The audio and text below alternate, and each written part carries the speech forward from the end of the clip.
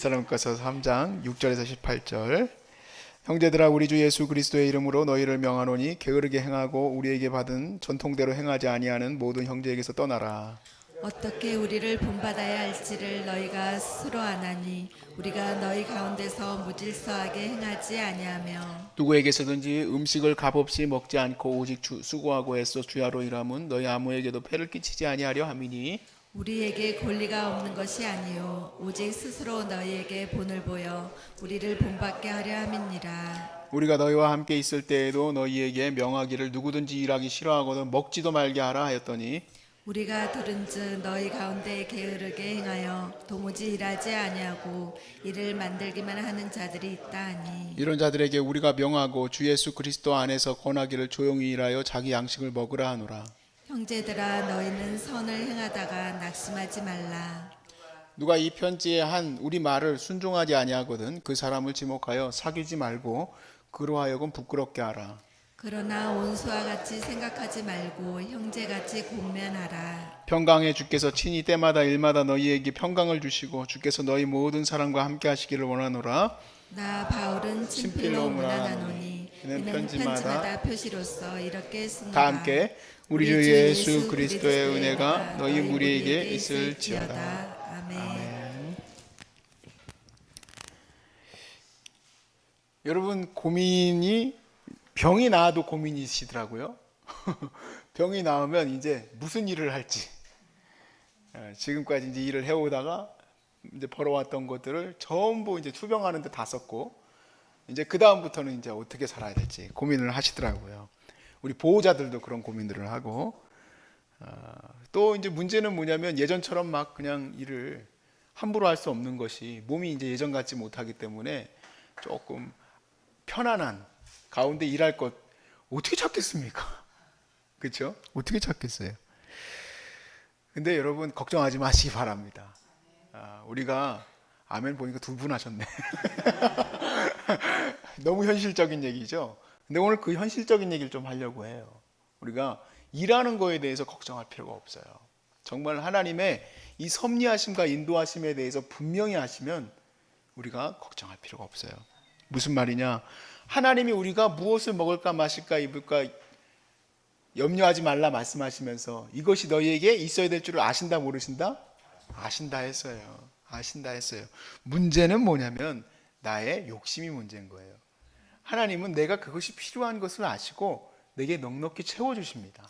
그런데 내 욕심이 있기 때문에 걱정스럽고 힘든 거지 이미 우리가 하나님의 은혜 안에서 잘 갈 수 있음을 믿으시고 평강의 은혜를 입으시길 바랍니다. 평강의 은혜를 입으세요. 오늘 말씀은 그 얘기입니다. 오늘 말씀은 어떻게 보면 사실 포인트가 종말에 관련된 얘기예요. 왜냐하면 초대교회 성도들은 이제 곧 주님이 오실 거라고 확신했거든요. 주님이 이제 곧 오실 것이다. 근데 주님이 오실 것이라고 했으니까 일할 필요가 없는 거예요. 어떤 사람들이 생각해 보니 꼭 굳이 일할 필요 있겠느냐? 우리가 이렇게 잘 예배하다가 즐겁게 이렇게 지내다가 왜냐하면 또 교회들이 또 공동 재산을 또 같이 나누고 하다 보니까 교회 오면 밥 먹을 수 있잖아요. 그러니까 와서 밥 먹고 일만 만드는 그런 분들이 지금이나 예나 지금이나 있었나? 지금은 모르겠습니다만 그때는 그런 분들이 있었던 거예요. 그래서 6절 말씀에 이렇게 이슈가 들어갑니다. 형제들아 우리 주 예수 그리스도의 이름으로 명하노니 게으르게 행하고 우리에게서 받은 전통대로 행하지 아니하는 모든 형제에게서 떠나라 그랬습니다. 게으르게 행한다는 얘기는 한마디로 일을 안 한다는 얘기예요. 일을 안 하는 그런 분들. 어떤 태도를 취하는가? 주님이 이제 곧 오실 것이니까. 이제 주님이 오실 것이니까. 근데 이 초대교회의 사도들이 그들에게서 가르치는 게 있습니다.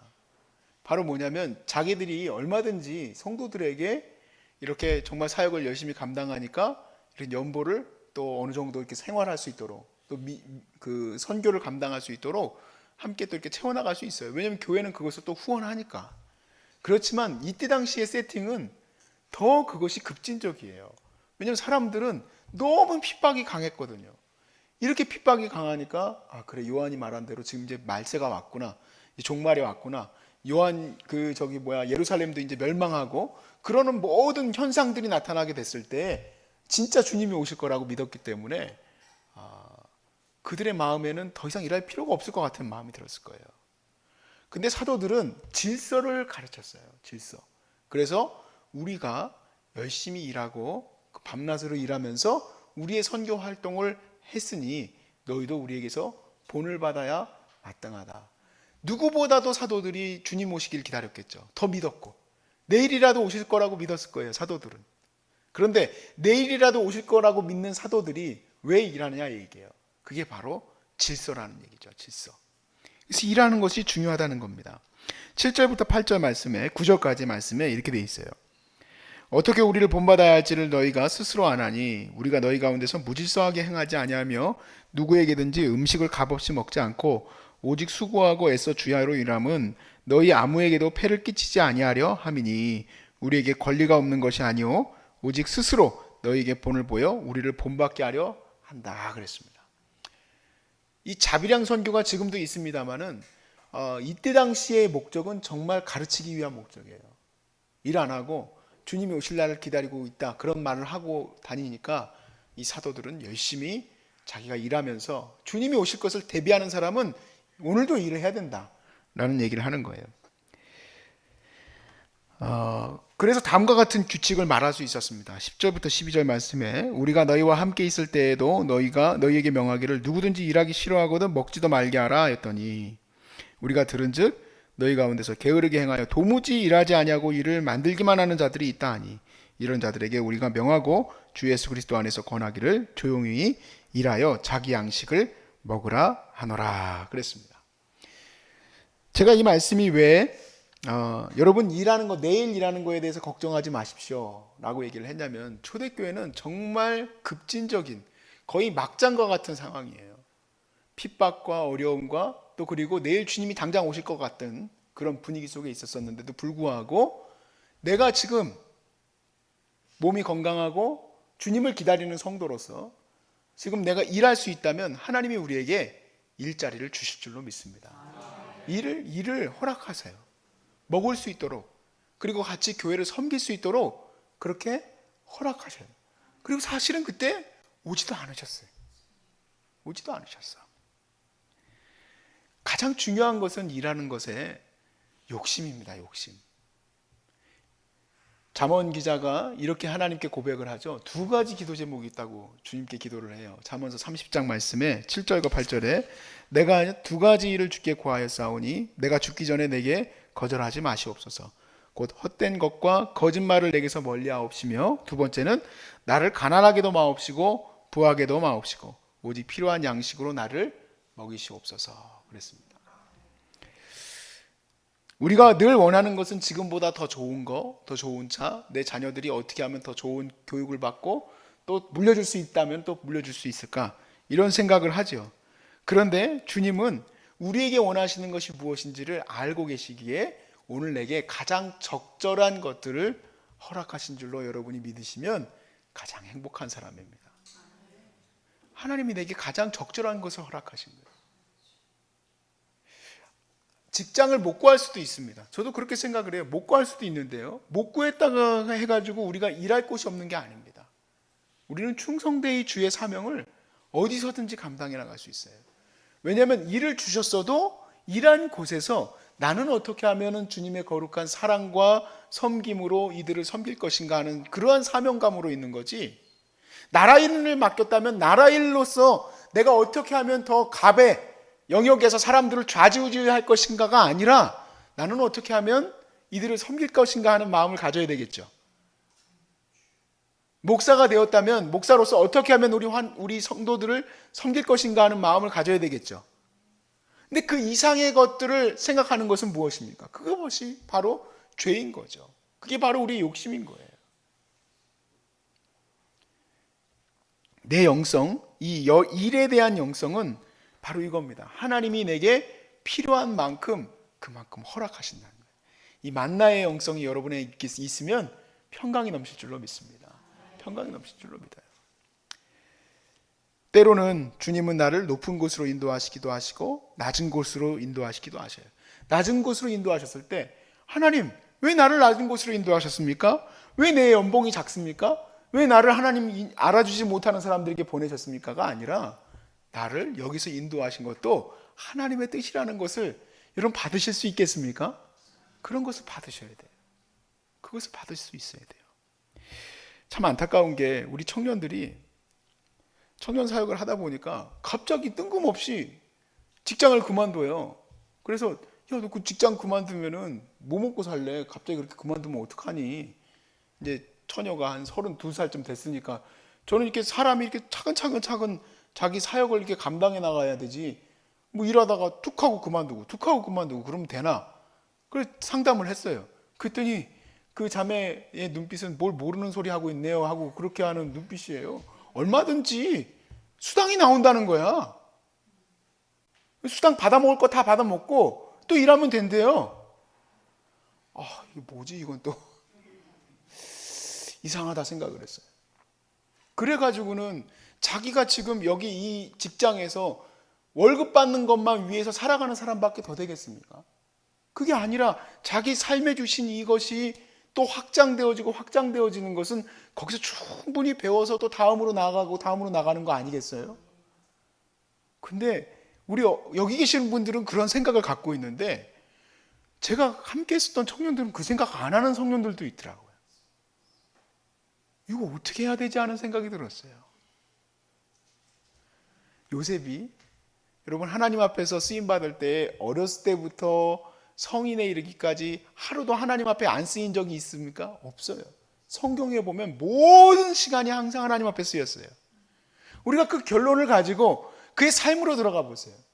감옥에 갇혔을 때, 노예가 되었을 때, 집사로 일할 때 그의 삶이 하나님 앞에서 잘못 쓰인 적이 없습니다. 모든 순간에 최선을 다하는 거예요. 그 시간에 내가 감옥에 갇혔어도 감옥 죄수로서 뭘 하겠어요? 감옥 죄수로서. 근데 감옥 죄수로서 거기 있던 사람들을 위해서 기도하고 거기 있던 사람들을 위해서 세워나가는 사역을 했어요. 그러니까 그들이 하나님의 영광 가운데 또 나아갈 수 있도록 인도해 주었어요. 우리는 지금 주어진 삶을 늘 원망하고 살아와요. 항상 하나님 이거는 왜 부족합니까? 저거는 왜 부족합니까? 아이고 걱정이네. 이건 어떻게 해야 되지? 이런 생각만 합니다. 그런데 바꿔보세요. 주님은 그 때와 시와 일들 속에서 늘 함께 하시고 내게 적절한 것들을 가르치시기 위해서 때로는 낮은 곳으로도 임하게 하시고 때로는 저 깊은 터널을 건너게도 하십니다. 그것이 없이는 주의 영광을 드러내기가 어렵기 때문에 때로는 그렇게 인도해 가세요. 때로는 아무것도 받지 못하는 가운데 나아갈 수도 있어요. 때로는 너무 많이 받을 수도 있어요. 근데 상관이 없어요. 우리는 어떠한 상황 가운데 있든 항상 주님 안에 쓰임받는 자들임을 믿으시기 바랍니다. 우리 환우들이 암이 있지만 여러분 하나님 앞에 쓰이고 있는 것을 아시고 계십니까? 오늘도 제가 감사하다고 말씀드리는 가운데 있는데 제가 그런 생각을 해요. 우리 안타깝게도 우리 직원 두 분이 지금 오늘 아파요. 한 분은 아들이 아프고 한 분은 본인이 아파서 못 왔어요. 제가 근데 스트레스가 너무 심해요. 지금 사실은 여기서부터 여기까지 막 계속 따끔따끔거리고 이게 내가 봐도 스트레스인데 이거를 풀 길이 없어요. 제 성격이. 그런데 그런 뭐라 그럴까 우리 직원들 그렇게 또 아프신 분들도 있고 하면서 바라보니까 우리 여기 있는 환우들이 함께 이렇게 모여지는 것만으로도 너무 감사하다는 생각이 들었어요. 야, 이분들이 함께 사랑하고 기도하고 서로 섬겨나가는 거 얼마나 귀한가. 본인들은 지금 아이고 내가 지금 여기 매여 있네, 내가 여기서 그냥 기도나 하고 있지 이런 생각하는지 모르겠지만 얼마나 귀한 시간인지 아십니까 여러분? 이 시간을 헛되게 보내지 마시기 바랍니다. 헛되이 보내는 사람은 누구냐? 내 병 어떻게 하나 하는 사람이 헛된 사람이에요. 진짜 은혜 받는 사람들은 예배 시간에도 충만한 은혜를 받고 함께 대화하는 시간에도 막 정말 서로 축복하는 말들 나누고 운동할 때도 같이 운동해서 같이 나누고 그렇게 삶에 주어진 것들을 누리시길 바랍니다. 네? 언제까지 내가 앞으로 언제까지 나아지면 하고 있겠어요? 오늘이 바로 그날인데 오늘이 최고 은혜 받는 날이에요. 저에게 과거에 이쪽 교회에서 저쪽 교회에서 섬길 때 그때가 최고 좋았습니까? 저 때가 좋았습니까? 저는 그렇게 생각하지 않아요. 우리 아내도 제 증인이에요. 저는 어느 교회를 가든 어떤 사명을 맡든 최선을 다했어요. 최선을 다하고 내가 할 수 있는 역량을 다 100% 쏟아부었기 때문에 후회함이 없습니다. 그때 그 교회에서 내가 이렇게 부족했구나 그런 생각한 적 없어요.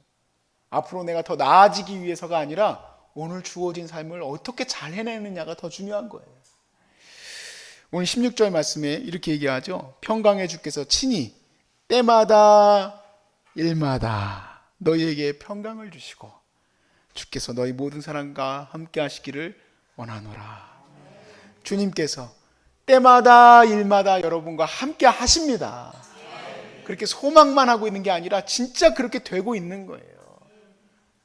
그러니까 내일 무슨 일을 할지, 내일 어떤 또 내가 재산을 불려갈지 걱정하실 거 없어요. 한 가지 내 욕심만 내려놓으면 주님이 이미 완벽하게 이끌어가고 계십니다. 완벽하게. 그 완벽하신 하나님, 완전하신 하나님의 섭리 안에서 여러분이 오늘도 완전한 치유의 은혜를 입고 있음을 믿으시기 바랍니다.